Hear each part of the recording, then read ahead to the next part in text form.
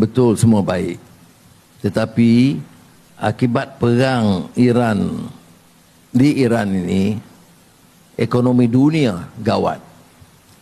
Harga minyak sekarang melonjak 2 kali ganda.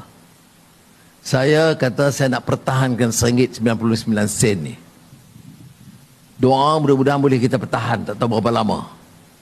Kerana minyak dah 2 kali ganda naik. Kemudian kapal-kapal besar angkut minyak dan gas dari Teluk Hormuz di-skat kerana kezaliman yang berpunca dari Israel yang disokong oleh Amerika. Jadi mereka sekat lebih 200 tanker besar yang mengangkut gas, minyak dan peralatan engineering yang lain, kejuruteraan yang lain terbantut di situ.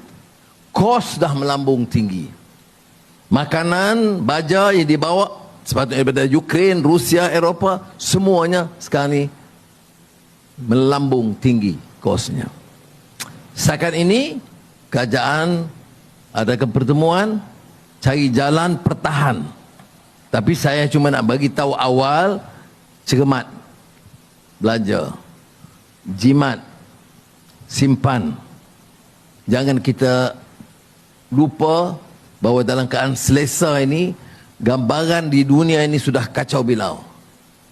Ya. Bukan satu negara, dah puluhan negara yang terlibat. Dalam peperangan pun puluhan negara. Kemudian kesan harga barang juga meningkat tinggi. Jadi sementara keadaan sekarang terkawal, saya bertanggungjawab mengingatkan rakan-rakan supaya cermat, boleh simpan-simpan dalam bulan puasa raya, jangan boros antuara, kerana kita belum dapat jangka keadaan ekonomi berapa lama boleh bertahan. Pandai-pandai urus ekonomi. Kalau datang kegawatan yang begitu rupa, tidak mudah kita selesaikan. Rakyat kena sama-sama sedar dan membantu.